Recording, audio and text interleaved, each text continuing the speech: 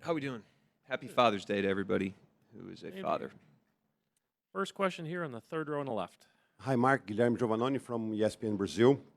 Last game, Pascal Siakam was playing very well through 3 quarters, but last quarter he had only one shot.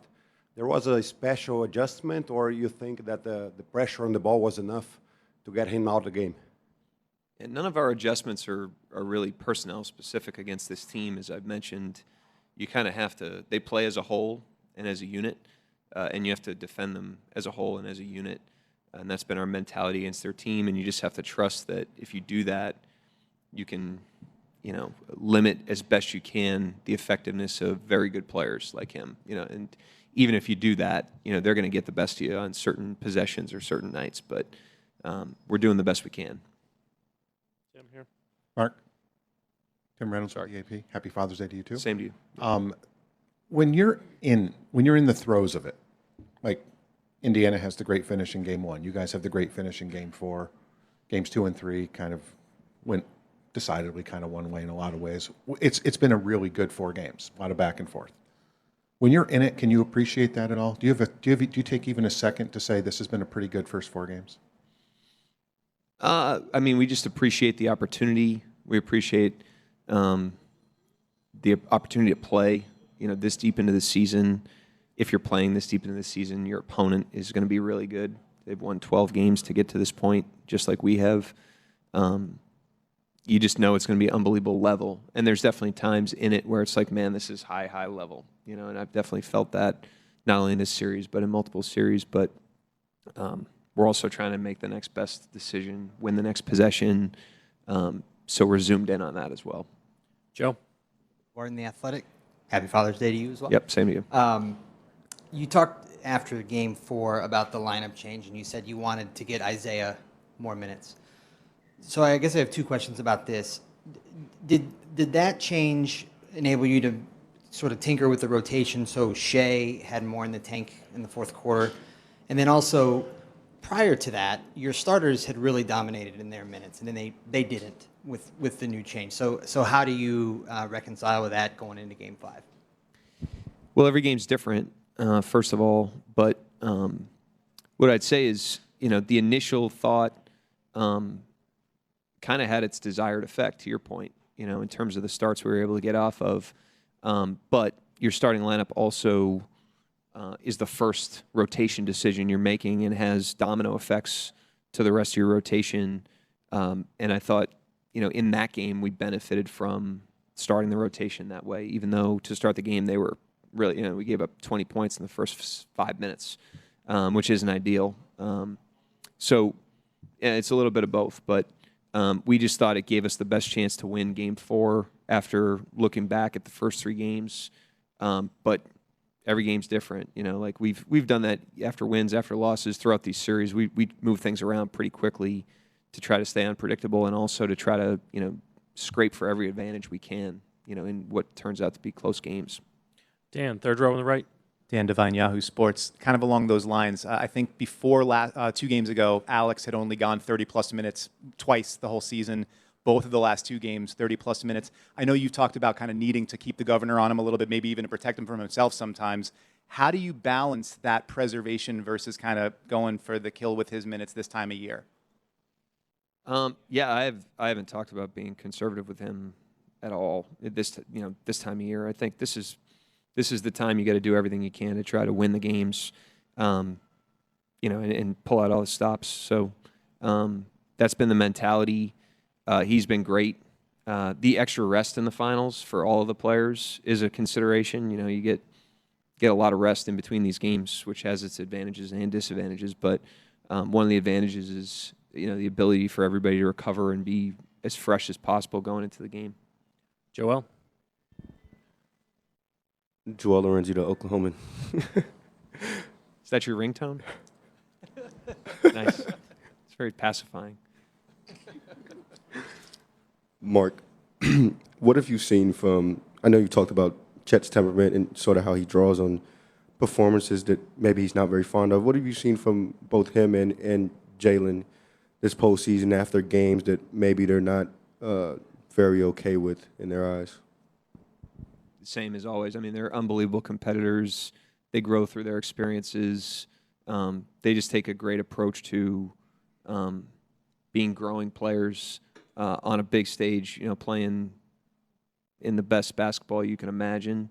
And I think, zooming out from just them, I mean, these playoff series, at no point during the regular season do you play a great team 4 straight times, with the ability for that team to lock in on tendencies and change tactics and all the things that happen in a playoff series. And so as a result of that, you're just going to get pushed to the limit, in these series. When you play a really, really good team, a great team over and over and over again, your opponent gets pushed to the limit by you in the same way.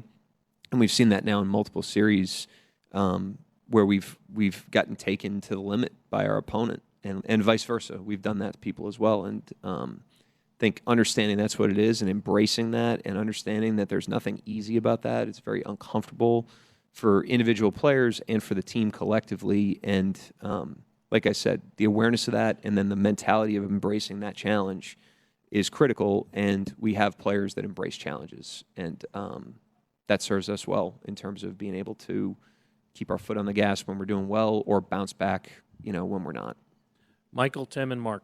Michael Grange from Sportsnet Toronto. What's it like, not only yourself as a first-time head coach? I know you can't really reflect in the middle of a series, but also a team that's so young relatively to be in a finals. How are they responding to all those challenges? Just physically, mentally absorbing, the game plan flips, all these kinds of things. Like, just stepping away from wins and losses. How does your group kind of managing it? I think pretty well. I think it's challenging. It is our first time going through it, so there's new experiences that we're going through. But I think our default approach serves us well when we're in new situations and things like that. But it's challenging. We're playing against a great team that's pushing us to the limit. Hopefully, we're pushing them to the limit in the same way. But there's nothing comfortable, about these games. It's a challenging opponent that's really testing us. And again, we just need to approach those challenges as opportunities. That's what our guys do. They do a great job of it. And we have to be better. We did not control that game. We won it, fortunately, but we did not control that game. And so we have to almost approach this like a loss, in terms of really needing to look in the mirror and make some critical adjustments if we want to give ourselves a better chance to control Game 5 and not just hope to win it. Tim. McMahon, ESPN. How have you seen Dub's game and impact evolve in the few years that you've had him all around, and specifically as a guy who you can say, hey, you're running point, you're a primary initiator and take pressure off of Shea? Yeah, I mean, when he started with us, and this has been our approach with most players, it's not like we just hand them the ball. We put them in the system first, and the guys that are really efficient in the system, they end up banging the door down, and they kind of show you that they need more. And he was in that category. He came off the bench early on, and we weren't pushing every button for him, but he just kept showing the ability to take more of a load, and his efficiency was not dropping off, and his impact wasn't dropping off. If anything, it was increasing. And usually, when those guys are doing that, they're declaring themselves, and he certainly declared himself. And now he's learning, all the lessons to be learned in that role. I thought in Game 3, his first stint was one of his worst stints of the series, and he kind of catches his breath and reflects on that, and he had a much better stint later in that game, and then came out and was really big time for us in Game 4. Not only his creation, but just some of the simple plays he made to put his teammates in advantages. As much as Shea, kind of closed the game, I thought he really kept us afloat in a lot of different periods of that game. And but I mean, he's still a third-year player. He's still learning. He's still growing. And like I said, this is challenging, playing a great team over and over again. Mark, final question. Coach Mark Spears, ESPN's Landscape. Happy Father's Day. I want to ask you about Coach Mac's presence in the hallway. Been there since the New Orleans Hornets were playing here. And also, I don't know if he was kind of pretty decorated women's basketball coach, high school coach here. I don't know if he ever talked about coaching and knew about that background, but just his presence and then also him as a coach. Yeah, he'll pop me with some advice from time to time, and I take note.